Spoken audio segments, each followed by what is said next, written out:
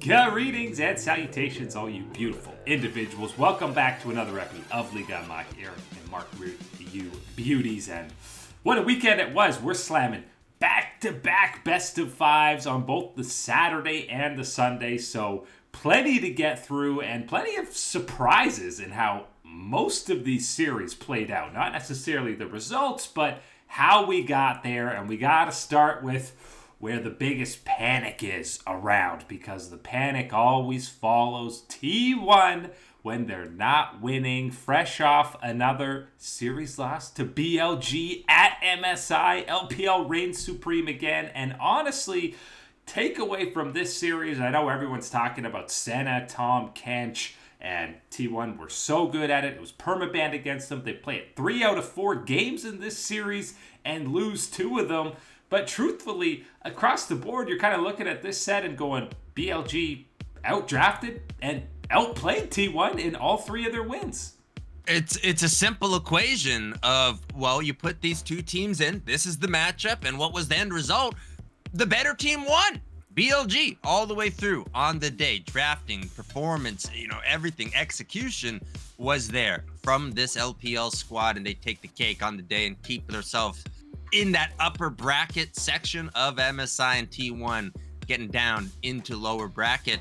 There's a lot to talk about in this series, a lot of angles to discuss, and I think one of the first ones I want to talk about with this series is giving that respect over to BLG at the very least, because I know we were very high on BLG. There's a couple of other, commentators, analysts that were talking as well about the power that BLG should be represented with at this event. There were a few that were doubting what this team could do, what type of power they could really show. This is your example, and this is only, barely hitting the full potential of what this BLG team could do, and this small sampling against a T1 was mighty lethal. And we've seen each series now out of BLG.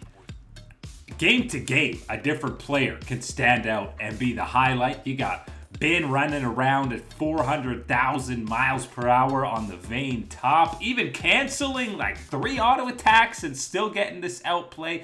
Elkin continue to smash every bot lane in the tournament so far. Knight fitting in seamlessly, showing how he could be the level up from Yagao, and even Jun pulling out picks like Kindred and Nidalee in this event. All 5 players have stepped up for BLG, and the T1 side, is this World Championship level form? Is this the form of the team that took Gen.G to 5 games in the finals? No, absolutely it's not. It's a combo of they still don't seem that comfortable doing lane swaps. Even Guma was saying maybe their read on the meta, they need to tinker a little bit. And individually, I know everybody's talking about Faker because game to game, you have him borderline feeding in the laning phase, and then he has some Ahri Game 5 vintage performances, but the consistency from the GOAT has just not been there at this event. That's why I think a lot of us are starting to, look a little deeper, try to find more answers, more of a reasoning behind what we're seeing from this T1 team to find out, either what is the explanation of right now, and then how you get yourself out of it and how you push yourself to that next level is part of that equation that people are trying to figure out. For Faker individually, yeah, that mid lane, that is something that has to be noted, because I think I'm conflicted, because I don't want to be going full onto the side where everyone is talking about, yes, we are seeing Shaker. Yes, we are seeing some troubles in that mid lane from him, and that inconsistency that you talk about is that questionable bit. You're still seeing that he has that X factor, that he still is the guy that has built the entirety of his career and legacy on. When he says, you need a play, I'll make the play for the team. And he can do that in these crucial game 4s, game 5s type of situations. Now you go to this BLG series, and yes, you're in an incredibly tough individual matchup against Knight, knowing also what Jun's attention will be and what else in this matchup. There's avenues where you can talk about Faker finding his success, finding impact in this series.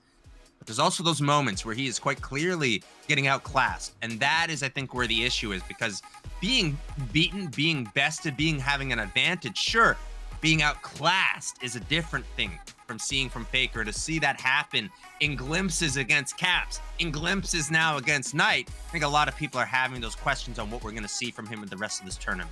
And I think this is much like when he had the injury last year, showing how reliant this team is on him performing at a high level, because when you have a dude eating 5 mid lane bans in an elimination game, and you heard Guma talk about this in his interview after this series, they need to come up with a strategy or change their game plan when there are unorthodox 5 mid lane bans, because someone else has got to take advantage. You've got to have a positive matchup somewhere else on the map when BLG is giving that much attention to one lane. Yeah, to have Faker absorb that many bans, to have that much of an issue, to choose what he's got to feel like is not only going to be the, best option in the meta and all these other type of things, where he's going to feel comfortable, what he can contribute, what the composition wants to have in response to what's out there from BLG. These type of questions, you go turn to the other 4 members of T1, and you know that you are talented enough to take advantage of a situation where you almost are getting to choose whatever you want in this draft from their position, and not to be able to do anything, find any power, find any traction from that position is definitely one where you got to look at the other 4 members of T1 and find a way to step up, find a strategy. I think, you can look at the way the drafting went in this series and identify even more issues with what was going on from T1. Go to that very first game, right? How you end up with Bin on that Vayne. You had that Vayne shown many times through that early part of the draft. Not locked in by BLG, but they're showing, hey, we're hovering that Vayne. We're aware that Zeus plays it. We might play it, all these type of things. And T1 still locks down that Cassante pick number 4, giving that opportunity for the Vayne to come through on the other side, for Bin to bet on himself, rise up and show what he's got on that type of pick. I don't think we saw any of those type of moments from T1 in this series. And it really felt like a lot of the players, Kyria especially, the confidence to make plays just wasn't there throughout this series. And again, Guma afterwards saying, if we don't patch up our weaknesses, we could lose to Team Liquid. It's a possibility that we could lose to them if we don't play better. And honestly, that NA squad, fresh off of EU, feel like they got a little bit of mojo in them after taking down Fnatic and APA, Yapton America. A lot of guys on T1 speak some pretty good English, so watch out for that all chat. If there ever was an LCK or LPL squad that you might be able to get under the skin, have a little bit of effect, and especially after tough series against G2 and a loss to BLG, you might find some success with a couple of those text all chat missiles from APA in the mid lane from Team Liquid. I'm excited about this matchup, and it's kind of crazy to say that from the NA perspective, but I think there's no chance for, kind of what is possible from Team Liquid, that you could be in a better position right now to have a lineup against T1, and a T1 that is in their struggling performance right now. And let's remember, going into this Fnatic series, Fnatic were still pretty sizable favorites over Team Liquid, and even in that individual mid lane matchup, felt like Humanoid was at a higher level than APA, and I truly think some of the all chat was getting to Fnatic throughout this series, because it just seemed like they had one strategy in this game, especially as the series progressed, and it was just find fights, take fights, see champion, kill champion. Even if they're taking ill-advised fights or at a gold deficit, it didn't seem like there was any macro strategy post 15 minutes outside of fight. It takes a truly unique individual to be able to shut out that type of trash talk, whether it's in, any other type of sport where you got the guy yapping, right beside you, or if it is League of Legends, you got it in that all chat, you got to read it. And the problem with League of Legends is, you see that in all chat, and then you're seeing the name of it, and maybe if you know the guy professionally, you're maybe putting the voice to it. Otherwise, you're putting your own voice to it, and it's your own toxic voice reading it out back. And then anytime you're looking back at the chat box, that message is still there 5-10 minutes later. You're trying to type flash timers, and then you see, this guy. What is he yapping away about? But oh my God, he's dismantling our team. Of course he's yapping away. And it wasn't just Mr. Yapton America in the mid lane. You got to give a shout out to Jan down in the bottom lane. I think that this is certainly his best series for Team Liquid, and one of the ways that he was able to step up and be part of that leading charge of damage for this team. I wouldn't think this is the same player if you remove name tags from what we were getting early on in the spring split, because the confidence that he's playing with and the team is playing with having him right after this series, you could see Core JJ go right over to Jan. He was patting him on the shoulders, hyping him up, because that Lucian game in Game 4, probably the best game of his career. I think at the very least, this is a Team Liquid team that kind of threw everything and through the expectations of the LCS and whatnot, have finally found a bit of a footing to go, you know what? It's kind of screw all the haters, screw all the doubters. We belong here. We earned our right to this event. And we're one of these teams that, you know what? We play our game. We have things going right for us. We can find a way to close out and destroy that Nexus. We don't care who it's going to be against. It's kind of following in the footsteps of NRG, where these are the top seeds. These are the champions from NA.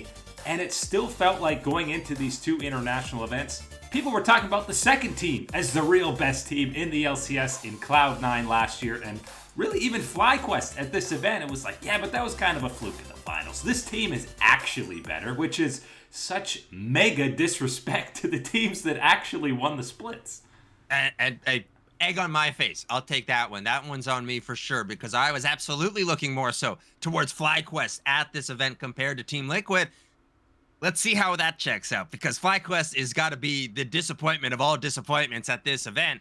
And right now, Team Liquid getting that win for North America against the second seed of the LEC. That's an important one to keep track of, and in the tally of NA and EU, of course, and to move on and to have this opportunity now where you do have that building momentum for you against a T1 on that decline. This is the opportunities that you have earned for yourself, Team Liquid. And, Fnatic side of things, you got to be very disappointed, not just because you were favorites in this Team Liquid matchup, but the fashion that you lost, because you got smacked around in a lot of these. And like I said, they look completely lost. Players were not on the same page. We were hyping up Noah as maybe contesting some of these Asian team AD carries, and he, even from the very beginning of the play-in stage, did not deliver to the level that we were expecting.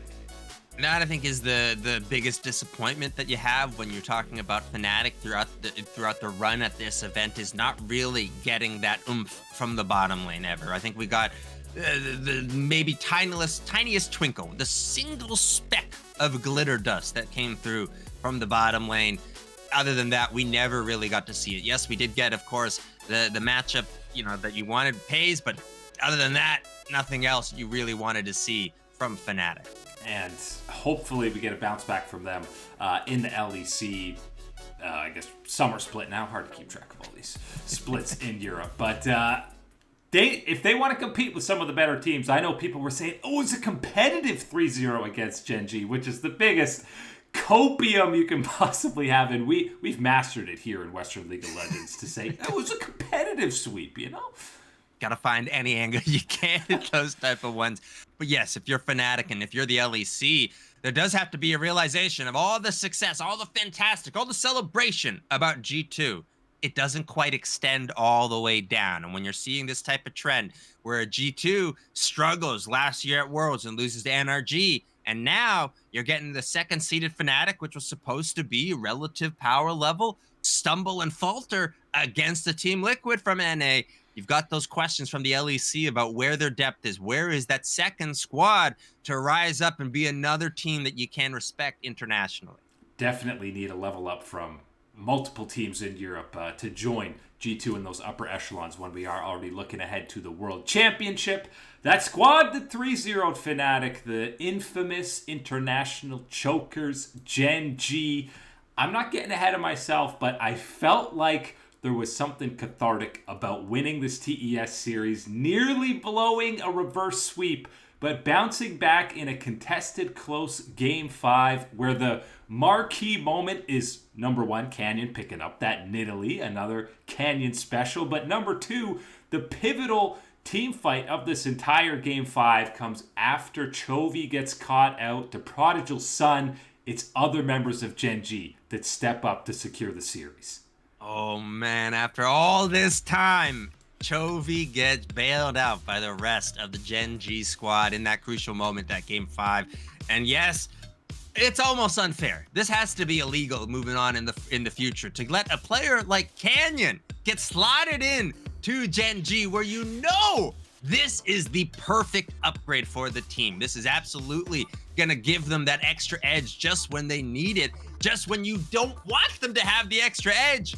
They got it. Game 5, as you said, Canyon showing that he's got the cojones to put himself on that champion, bet on his own performance and skill with it to be that difference maker. And even with a rough start on the Nidalee, I think everyone can agree on that one, found his way to be an impactful player in this crucial game. Well, he had to try the other angle because he's had game 5s where he gets out to like a 3K individual gold lead on Nidalee and then loses the game. So he says, well, maybe if I int a little bit early on, and then the power level comes later. So 200 IQ move from Canyon. But it feels like both him and Keen, listen, Doran and Peanut were fantastic in their time on Gen.G, but it feels like these two, if I'm using a basketball analogy, they've got two players now on top of Chovy that in these game 5 scenarios will say, give me the ball, let me make the play, I'll either have a Nidalee performance or I'll be the guy that we play through. They're not afraid from stepping up to that big stage. Kind of the things that you talk about with Faker, right? Over the course of his career, being the guy that will step up. I will be the one to be the crucial player, make the clutch play. You're seeing that on the side of Gen.G. And when you've got two other guys that are stepping in and have that type of confidence, have that type of persona around them where they're willing to take that on, and not only willing to take that on, have a track record of succeeding when they do that as well, is a big part of that. That's been a big boost for this Gen.G team, having those two. And you know what else is a big boost? The bottom lane contributing. That's a big part of it as well, because we got to talk about Pays and Lehens, and specifically Pays, because we have been very harsh on him. And I don't want to say harsh. I think we've absolutely been critical of him throughout this time, and knowing that what he is capable of throughout his early time with Gen.G, and not quite getting that same level of production, and knowing, all right, there's another level to this Gen.G machine that we could be reaching. We reached it during that top esports series, and a big part of that is not only Canyon and Keen being those X factors as well when Chovy isn't for Gen.G, but it's Pays and Lehens stepping up and being that lethal bottom lane we know they can be. Yeah, that was the matchup you were most worried about heading into this series, because Jackie and Mako had been so good so far at this tournament. So absolutely level up from Pays and Lehens, both individually and as that 2v2, which is 100% what they're going to need against Elk and On, who are even a level above Jackie Love. But heading into this series now, you feel like maybe BLG are slight favorites, but these are the two best teams of the tournament, bar none. And this is exactly what you want to be seeing, is seeing these two teams line up against each other at this event right now. Of course, the big one, you got to talk about number one marquee showdown is the mid lane. You're looking at Knight versus Chovy. Basically, you're talking about Korean Knight versus Chinese Chovy type of situation here. I don't care how you want to label it. That's what we've got with these two, the very best of the best in the mid lane right now. No questions in my mind. That's what we've got in this series. And on top of that, you're throwing in, as you mentioned already, the bottom lane duos that you're sliding on through, a rising up Pays and Lehens versus arguably the bot lane that has had the biggest rise this year in Elk and On. And then you go to that top lane. I think that's one of those ones people are going to be sleeping on. But Bin and Keen stepping up and saying, you know what? Zeus faltered. Here is where the LCK rises up. Just trading Vayne picks throughout the series. That's all we're going to get across this Gen.G BLG matchup. Luckily for EU fans, there was some redemption on the weekend, because G2 not only keeps their tournament run alive, but they dismantle PSG in 3-0 fashion, which kind of levels out the EU versus NA thing if G2 is slamming PSG after what they did to FlyQuest. But all EU fans, before they go to bed at night, should be saying a prayer, thanking that they have Caps in their region, because this dude is just different than any other Western player. Well, it goes to show again, and they've shown that stat on the broadcast talking about the G2's record, against the LCK compared to the LCS and the LEC's record against the LCK. And more than everybody else combined over the last couple of years. So yes, there's an outlier, and that outlier is absolutely Caps and G2 leading the charge for the West. This is a fantastic series from them, because this is exactly what you needed to see from them after that hard loss in that series against G2, getting this type of unanimously dominant performance from G2 all across the lanes, that is a big, check mark and vote of confidence that what you saw, that competitiveness, sure, part of it you can chalk up to our continued questions about T1 and where their power is and what they understand at this event. But it absolutely says something about where G2 is and what their competitive level is going to be, regardless who that opponent is going to be on the other side of it. They're locked in, and they're going to be a tough out at this event. You better believe it. And listen, Caps was already playing great in that T1 series, but the duo of him and Yike absolutely took over this series. And much like with Gen.G, we got to level up from the bot lane. Hans Sama, especially the Kalista, showing, yes, I can be the guy to carry a game and put all the eggs in the basket for. And again, I already knew this the series before, but Mickey's Poppy. This guy is 5-1 on Poppy on the tournament. He's only played 3 other games on different picks. Are we going to permaban this against him or what? I think that this has become the thing that I hate at this MSI the most, is this Poppy pick. Because it's so good. That's why I hate seeing it, because I know the frustration. Triple flex? The frustration that has to be there on the enemy team playing against this and experiencing what Mickey is doing. But there's also, I don't feel bad for you, because all these times you're letting it go through in this draft, and you know that this is something that Mickey has shown that he's got in that cupboard, that he is more than prepared to bring out there on the Rift at this event. That's a problem for me. But when you're talking about that bottom lane, that level up, yes, Hans Sama did step up. Those Kalista performances are great. That confidence that he was showing, that aggression on it, like to see it. I need to see that against the LCK and the LPL. That's the thing for me. Jackie Love on the burner coming. There certainly are some moments in those series where you can say, yes, you do have the power. You've got that, the setup, the lead, the advantages. And I don't see you playing with that same type of edge, that same type of confidence, that same, line on the fire type of situation that you're able to do and execute on against a team like PSG. You got to be able to do that against a team like T1, like a Gen.G, like a BLG, like a top esports. At least G2, they're going to have a lot more confidence after this series going into that TES matchup. And there's angles for both Western teams that you could see them winning and losers. They're small angles, but they are there. So take a nice big huff of Hopium for the West in this next round. But that is it today for League Unlock. Eric and Mark here with you, beauties. Thanks for hanging out, and we'll catch you on that flippity flip.